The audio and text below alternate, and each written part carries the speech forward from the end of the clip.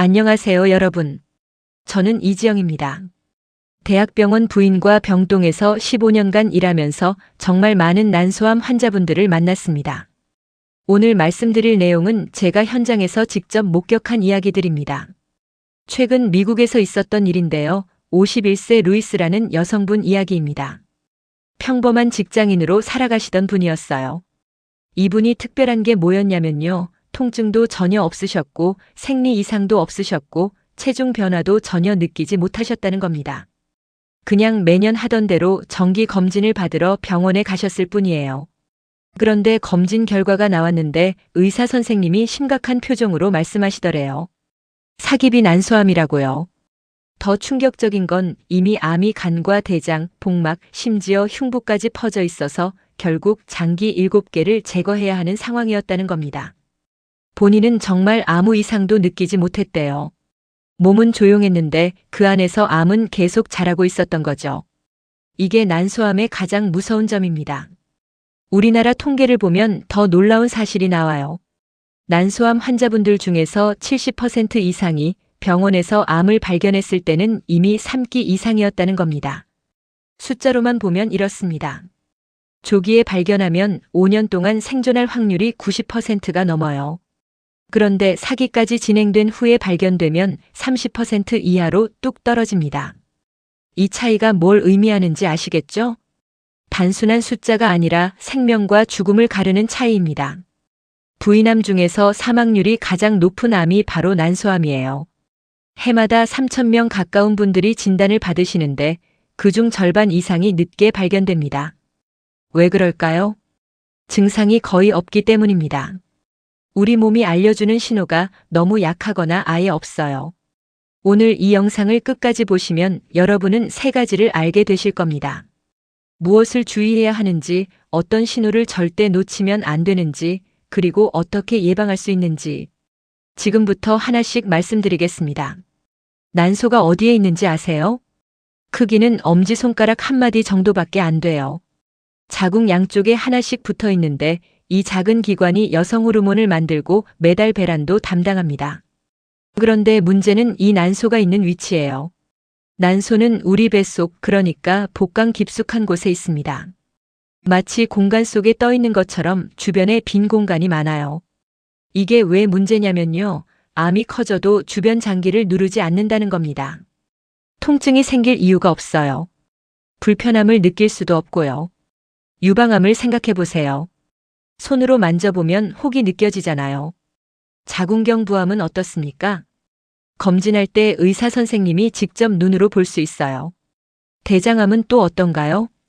변에 피가 섞여 나오니까 본인이 알아챌 수 있습니다. 하지만 난소암은 전혀 다릅니다. 크기가 5cm, 6cm로 자라도 본인은 전혀 모르는 경우가 대부분이에요. 제가 병동에서 만났던 한 환자분 이야기를 들려드릴게요.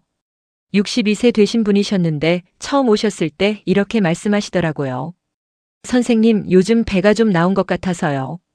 나이 들면 다 그렇다고 생각했는데 그냥 한번 검사나 받아보려고 왔어요. 그런데 검진 결과를 보고 깜짝 놀랐습니다. 난소에 종양이 있었는데 크기가 무려 15cm였어요. 이미 복막까지 퍼진 상태였고 3기시 진단이 나왔습니다. 그분이 제게 이렇게 말씀하시더라고요. 선생님, 저는 정말 몰랐어요. 배가 좀 나온 것 말고는 정말 아무 이상이 없었거든요. 이게 바로 난소암의 특징입니다. 조용하다는 거예요. 증상이 있어도 너무 애매해서 대수롭지 않게 넘어가기 쉽습니다. 예를 들어볼게요. 복부 팽만감이 있으시다고요? 나이 들면 소화도 안 되고 다들 그렇게 생각하시잖아요. 소화불량이 있으시다고요? 과식하면 누구나 그럴 수 있다고 여기시죠. 자주 화장실 가신다고요? 방광이 약해진 거라고 생각하십니다. 체중이 좀 늘었다고요? 운동 부족 탓으로 돌리기 쉬워요. 그런데 이 모든 증상이 사실은 난소암의 신호일 수 있다는 겁니다. 하지만 너무 흔한 증상들이라서 대부분 그냥 넘어가시는 거예요. 미국 암협회에서 조사한 결과가 있습니다. 난소암 환자분들 중 90% 이상이 이렇게 대답하셨대요. 증상은 느꼈어요. 그런데 그게 암일 거라고는 전혀 생각하지 못했어요. 이것이 난소암이 무서운 이유입니다. 소리 없이 다가오는 거예요. 천천히 조용히 자라면서 복강 전체로 퍼져나갑니다. 그러다가 어느 날 검진을 받거나 다른 이유로 병원에 갔다가 갑자기 사기라는 진단을 받게 되는 겁니다. 그럼 왜 난소에 암이 생기는 걸까요? 가장 큰 원인을 말씀드리면 바로 배란입니다. 이게 어떻게 암과 연결되는지 쉽게 설명해 드릴게요. 여성은 평생 동안 약 400번에서 500번 정도 배란을 합니다. 초경부터 폐경까지 매달 한 번씩 약 40년 동안 반복되는 거예요. 배란이 일어날 때마다 난소 표면이 찢어지게 됩니다. 왜냐하면 난자가 난소 안에서 밖으로 나와야 하잖아요. 그러려면 난소벽을 뚫고 나와야 하거든요. 그러면 상처가 생깁니다. 그 상처가 다시 아물고 또 다음 달에 배란이 일어나면서 또 찢어지고 이런 과정이 매달 반복되는 겁니다. 이걸 좀 더 쉽게 비유해 볼게요. 종이 한 장을 한 번 접었다가 펼치면 괜찮죠? 아무 문제 없이 깨끗합니다.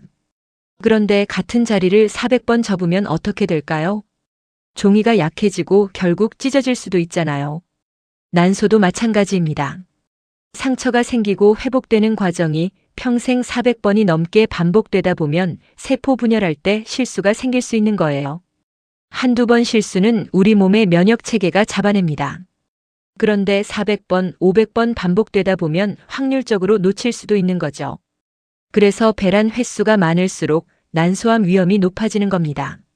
실제 연구 결과를 보면 임신 경험이 없는 여성분들, 수유 경험이 없는 여성분들, 첫 생리가 빠르게 시작된 분들, 그리고 폐경이 늦게 온 분들이 난소암 위험이 더 높다고 나와 있습니다. 왜 그런지 생각해 보세요. 임신하면 9개월 동안 배란이 멈추잖아요. 수유할 때도 배란이 억제됩니다. 즉, 난소가 쉬는 기간인 거예요. 첫 생리가 빠르면 배란을 더 오래 하게 되고 폐경이 늦으면 배란 기간이 더 길어지는 거죠. 모두 배란 횟수와 관련이 있습니다. 그런데 여기서 끝이 아닙니다. 유전적인 요인도 중요한 역할을 해요. BRCA1, BRCA2 유전자라는 말 들어보셨을 거예요. 이 유전자에 돌연 변이가 있으면 난소암 위험이 일반인보다 30배에서 40배까지 높아집니다. 일반인보다 40배라는 게 얼마나 큰 차이인지 아시겠죠? 할리우드 배우 안젤리나 졸리 이야기를 아실 겁니다.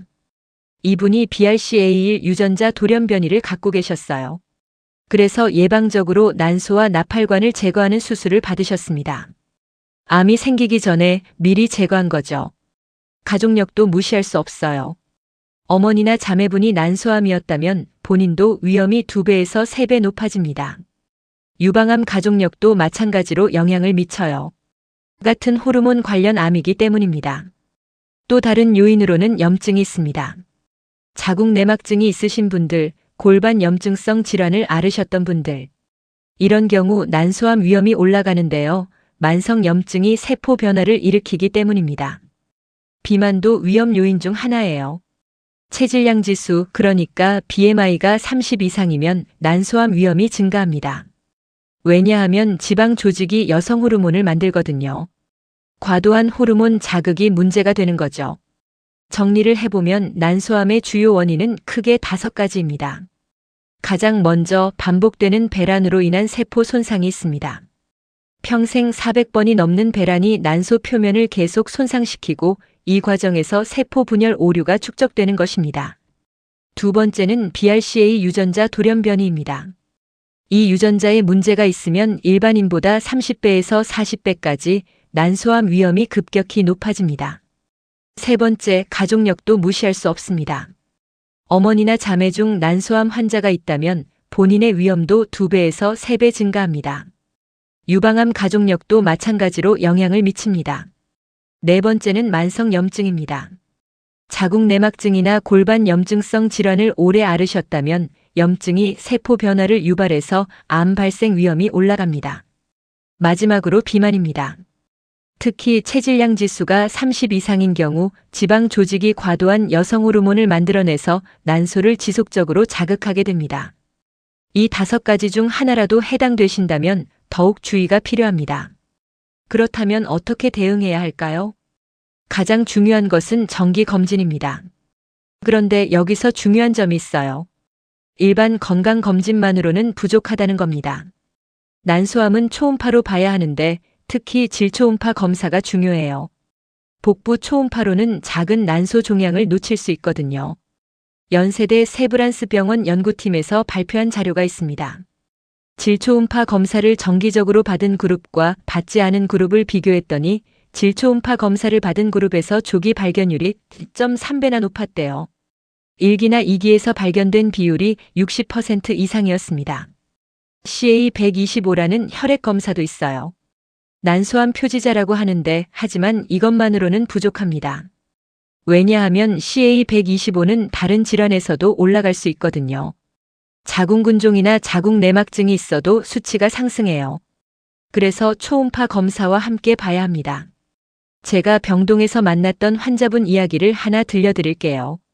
58세 되신 김 씨라는 분이었는데 이분은 가족력이 있으셨어요. 어머니가 난소암으로 돌아가셔서 본인도 걱정이 많으셨답니다. 그래서 매년 빠짐없이 질초음파 검사를 받으셨고 CA125 검사도 함께 하셨어요. 4년 동안은 아무 이상이 없었습니다.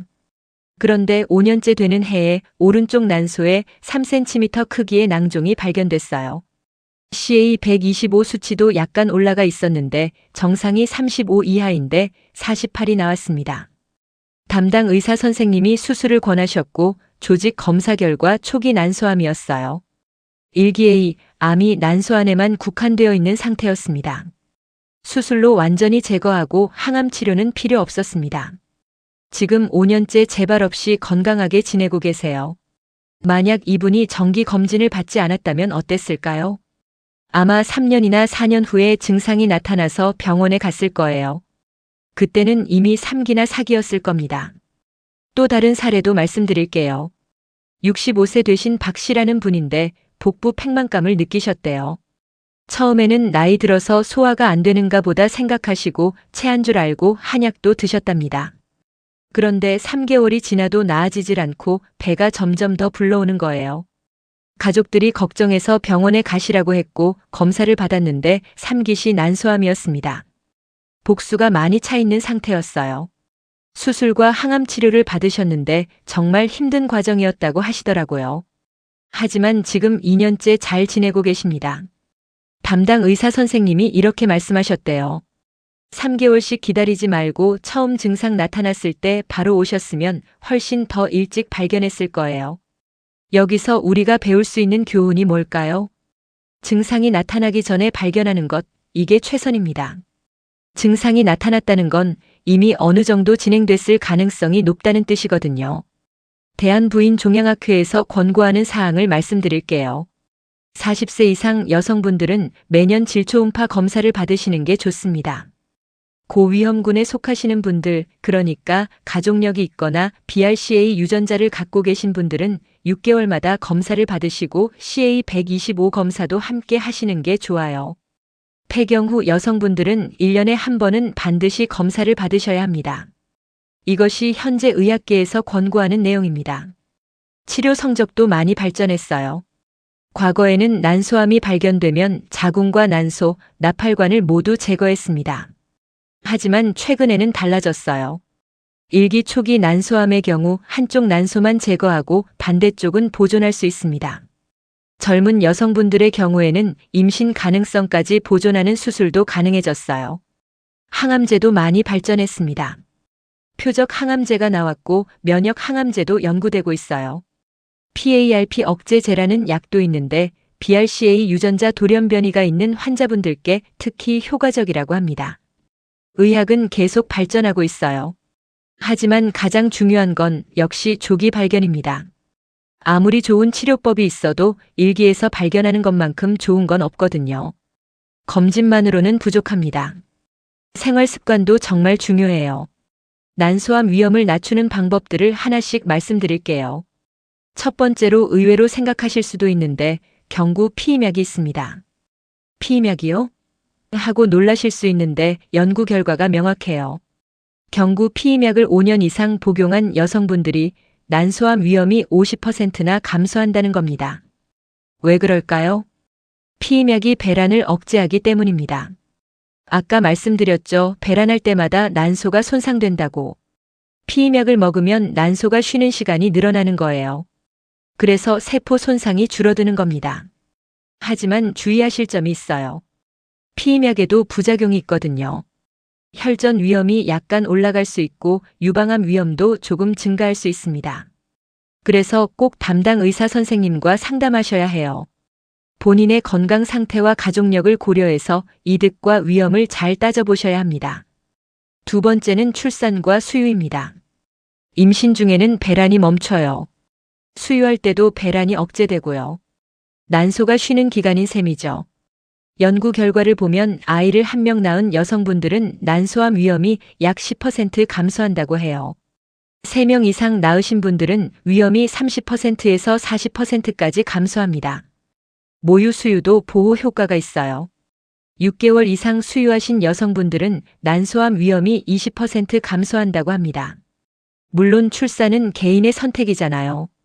하지만 이런 사실을 아는 것도 중요하다고 생각합니다. 세 번째는 체중 관리입니다. 비만은 난소암 위험을 높이는데 특히 폐경 후 비만이 더 위험해요. 지방 조직이 여성 호르몬을 만들기 때문이거든요. 목표는 정상 체중을 유지하는 겁니다. BMI로 보면 18.5에서 23 사이가 이상적이에요. 허리 둘레도 중요한데 여성은 85cm 이하로 유지하시는 게 좋습니다. 특히 복부 지방이 문제가 되거든요. 네 번째, 식습관입니다. 특정 음식이 난소암을 완전히 예방한다는 그런 확실한 증거는 없어요. 하지만 건강한 식단이 분명히 도움이 됩니다. 채소와 과일을 하루에 5접시 이상 드시는 게 좋은데 특히 십자화과 채소가 좋아요. 브로콜리나 양배추, 케일 같은 것들이요. 이런 채소들에는 항산화 성분이 풍부해서 세포 손상을 줄여준다고 합니다. 콩류도 좋은데 식물성 에스트로겐이 들어있어서 과도한 동물성 호르몬 자극을 완화시켜준대요.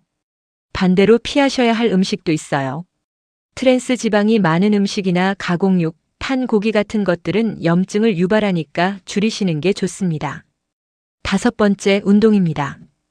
규칙적인 운동이 난소암 위험을 낮춘다는 연구 결과가 있어요.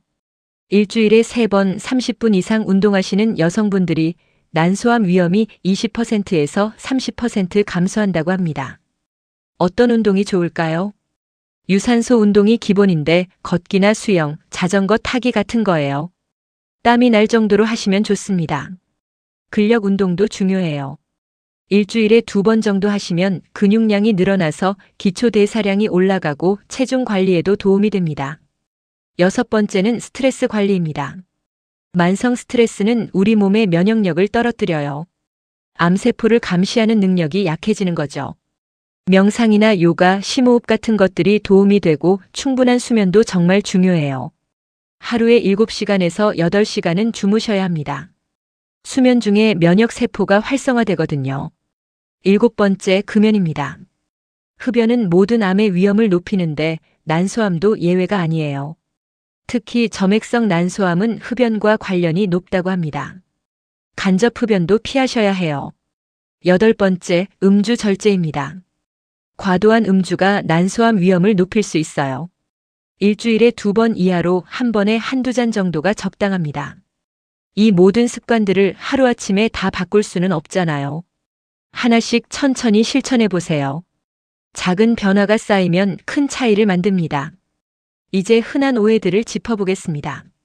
첫 번째 오해, 생리가 규칙적이면 난소가 건강하다. 아닙니다. 난소암은 생리 주기와 상관없이 생겨요. 정상적으로 생리를 하면서도 난소에 암이 자랄 수 있습니다. 실제로 제가 만난 환자분들 중에도 생리가 규칙적이었던 분들이 많으셨어요. 생리만 보고 안심하시면 안 됩니다. 두 번째 오해, 폐경하면 난소암 걱정 끝이다. 오히려 반대예요. 난소암은 폐경 후에 더 많이 발생합니다.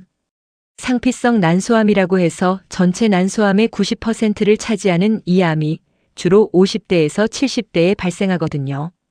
폐경했다고 방심하시면 안 돼요. 오히려 더 주의하셔야 합니다. 세 번째 오해, 배가 나온 건 나이 때문이다. 나이가 들면 배가 나오는 게 당연하다고 생각하시죠? 하지만 복부 비만과 복수는 달라요. 복수는 배에 물이 차는 건데 난소암의 중요한 신호일 수 있습니다. 특별한 이유 없이 갑자기 배가 불러온다면 꼭 검사를 받아보셔야 해요. 네 번째 오해, 난소암은 유전이 전부다. 유전이 중요한 건 맞아요. 하지만 난소암 환자분들의 90%는 가족력이 없으십니다. 유전자 돌연변이가 있는 경우도 전체의 10%에서 15%예요. 즉, 대부분은 산발적으로 발생하는 거죠. 가족력이 없다고 안심하시면 안 됩니다. 다섯 번째 오해, CA125 검사가 정상이면 괜찮다. CA-125는 참고 사항일 뿐이에요. 난소암이 있어도 CA125가 정상인 경우가 20%에서 30%나 됩니다. 특히 초기에는 정상인 경우가 많아요. 반대로 난소암이 없어도 CA125가 올라갈 수 있어요. 자궁근종이나 자궁내막증이 있어도 생리 중에도 수치가 상승합니다. 그래서 초음파 검사와 함께 봐야 한다는 거예요. 여섯 번째 오해, 건강검진만 잘 받으면 된다. 일반 건강검진에는 난소 검사가 포함되지 않아요. 복부 초음파를 해도 작은 난소 종양은 놓칠 수 있습니다. 질초음파 검사를 별도로 신청하셔야 해요. 특히 40세 이상이시라면 매년 부인과 검진을 따로 받으시는 게 좋습니다. 일곱 번째 오해, 증상이 없으면 건강하다. 난소암의 가장 큰 특징이 뭐였죠? 무증상이었어요. 3기, 4기까지 가도 증상이 거의 없는 경우가 많습니다. 증상으로 판단하시면 늦어요. 증상이 없어도 정기 검진은 꼭 받으셔야 합니다. 여덟 번째 오해, 난소낭종이 있으면 무조건 암이다. 아니에요. 난소낭종의 90% 이상은 양성입니다. 특히 가임기 여성분들의 경우 생리 주기에 따라 생겼다가 사라지는 기능성 낭종이 흔해요. 하지만 주의하셔야 할 경우가 있어요. 폐경 후에 발견된 낭종이라든지 크기가 5cm 이상으로 큰 경우, 또 빠르게 자라는 낭종은 주의가 필요합니다. 이런 경우에는 정기적으로 추적 관찰을 하셔야 해요. 이제 구체적인 일상 루틴을 제안해 드리겠습니다. 아침에 일어나시면 먼저 물 한 잔을 드세요. 따뜻한 물이 좋아요. 그 다음에 가벼운 스트레칭을 5분 정도 하시는데 특히 골반 운동을 포함하시면 좋습니다. 누운 자세에서 무릎을 세우고 골반을 천천히 들어 올렸다가 내리기를 10번 정도 반복하세요. 이게 골반 혈류를 개선하는 데 도움이 됩니다. 아침 식사는 채소가 꼭 포함되어야 해요. 예를 들어 어제는 브로콜리 볶음을 드셨다면 오늘은 시금치 나물을 드시고 내일은 토마토를 곁들여 드시는 식으로 매일 한 가지씩 바꿔가면서 드세요. 오전 시간에는 앉아있는 시간이 길다면 1시간마다 한 번씩 일어나세요. 3분에서 5분 정도 가볍게 걸어주시거나 화장실 다녀오시거나 물 한 잔 마시러 가는 것도 좋아요. 장시간 앉아 계시면 골반 혈류가 나빠지거든요.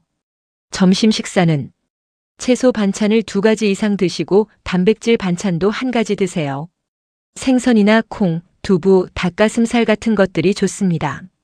밥은 현미밥이나 잡곡밥으로 드시면 더 좋고요. 식사 후에는 10분 정도 가볍게 산책하세요. 소화에도 좋고 혈당 조절에도 도움이 됩니다. 오후 시간에는 간식이 필요하시다면 과자나 빵보다는 과일이나 견과류를 드세요. 커피는 하루에 2잔 이내로 하시는 게 좋아요. 과도한 카페인은 피하시는 게 좋거든요. 오후 4시나 5시쯤 30분 정도 운동하시면 좋은데 빠르게 걷기나 계단 오르기 또는 집에서 할 수 있는 간단한 체조도 괜찮아요. 땀이 약간 날 정도로 하시면 됩니다. 저녁 식사는 가볍게 드세요. 과식하지 마시고 채소 위주로 드시되 기름진 음식은 줄이세요. 식사 후 1시간 정도 지나서 가족분들과 함께 20분에서 30분 정도 산책하시면 정말 좋아요. 대화하면서 천천히 걷는 거예요. 밤 9시나 10시쯤. TV나 스마트폰은 자기 1시간 전에는 끄세요. 블루라이트가 수면을 방해하거든요. 따뜻한 물로 샤워하시면 긴장이 풀려요. 복부 마사지도 해보세요. 배꼽을 중심으로 시계 방향으로 천천히 원을 그리면서 5분 정도 마사지하시면 장 운동을 돕고 복부 혈류를 개선하는 데 도움이 됩니다. 자기 전에는 복식 호흡을 10번 정도 하세요. 코로 천천히 들이마시면서 배가 부풀게 하고 입으로 천천히 내쉬면서 배가 들어가게 하는 거예요. 몸과 마음이 편안해집니다. 11시 전에는 주무시는 게 좋아요. 일주일 단위로는 일주일에 3번 이상 30분 정도 운동하시고 주말에는 가족과 함께 1시간 정도 야외 활동을 하세요. 등산이나 자전거, 수영 같은 것들이 좋습니다. 한 달에 한 번은 매달 마지막 주에 자가 검진을 하세요. 복부를 만져보시면서 혹이 만져지진 않는지, 배가 갑자기 불러오진 않았는지 확인하세요. 생리주기도 기록해 두시고 불규칙해지거나 양이 갑자기 변하면 주의하세요. 1년에 한 번은 부인과 검진을 꼭 받으세요. 질초음파 검사와 필요하면 CA125 검사도 함께요. 이것이 가장 중요합니다. 작은 습관들이 모여서 큰 변화를 만들어요. 무리하지 마시고 하나씩 천천히 실천해 보세요. 이제 꼭 기억하셔야 할 증상들을 말씀드릴게요. 다음 증상 중 하나라도 2주 이상 계속된다면 반드시 병원에 가세요. 첫 번째 증상, 복부 팽만감입니다. 배가 더부룩한 느낌이 계속돼요. 식사량은 오히려 줄었는데 배가 불러오는 것 같아요. 허리띠가 끼거나 평소 입던 바지가 안 맞는 경우도 있고요. 특히 아침보다 저녁에 배가 더 나오는 것 같다면 주의하셔야 해요. 이런 증상이 2주 이상 계속되면 꼭 병원에 가보세요. 두 번째, 골반이나 복부 통증입니다. 콕콕 찌르는 느낌이 들거나 묵직하게 당기는 느낌이 들 수 있어요. 생리통과는 좀 다른데 특정 부위가 아니라 막연하게 아픈 경우가 많아요. 진통제를 먹어도 완전히 사라지지 않는다면 검사를 받아보시는 게 좋습니다. 세 번째, 식욕 부진과 빨리 배부른 느낌입니다. 조금만 먹어도 배가 부른 것 같고 평소 먹던 양을 못 먹게 돼요. 식욕도 없어지고 음식이 당기지 않는 경우도 있고요. 이러다 보니 체중이 빠지기도 합니다. 네 번째, 자주 화장실 가는 증상입니다. 소변을 자주 보게 되는데 특히 밤에 2-3번 이상 일어나서 화장실 가신다면 주의하세요. 소변을 봐도 시원하지 않은 느낌이 들고 방광염 같은데 항생제를 먹어도 나아지지 않는다면 다른 검사를 받아보셔야 해요. 다섯 번째, 변비나 설사입니다. 평소와 다른 배변 습관이 생겨요. 갑자기 변비가 생기거나 또는 설사가 계속되는 경우도 있어요. 대장 검사를 해도 특별한 이상이 없다고 나오는데 증상이 계속되면 난소 검사도 함께 받아보시는 게 좋습니다. 여섯 번째, 원인 모를 체중 변화입니다. 특별한 이유 없이 체중이 늘거나 주는 경우예요. 특히 복부만 불러오는 경우가 있는데 옷은 맞는데 배만 나왔다면 복수가 차서 그럴 수 있습니다. 일곱 번째, 요통입니다. 허리가 아픈데 디스크와는 다른 느낌이에요. 막연하게 아프고 쉬어도 나아지지 않는다면 검사를 받아보세요. 여덟 번째, 질출혈입니다. 폐경 후인데 질출혈이 있거나 생리가 아닌 시기에 출혈이 있다면 이건 매우 중요한 신호예요. 바로 병원에 가보셔야 합니다. 이런 증상들 하나하나만 보면 정말 흔한 것들이에요. 나이 들면 누구나 겪을 수 있는 증상들이죠. 하지만 여러 개가 함께 나타나거나 2주 이상 계속된다면 반드시 검사를 받으세요. 그냥 그러려니 하고 넘기지 마세요. 조기 발견이 생명을 구합니다. 여러분, 저는 15년간 병원에서 정말 많은 난소암 환자분들을 만났습니다. 그분들께 한 가지 공통점이 있었어요. 좀 더 일찍 알았더라면 좋았을 텐데. 증상을 무시하지 말 걸 그랬어. 검진을 미루지 말 걸 그랬어. 이런 말씀들을 하시더라고요. 난소암은 조용해요. 증상이 거의 없습니다.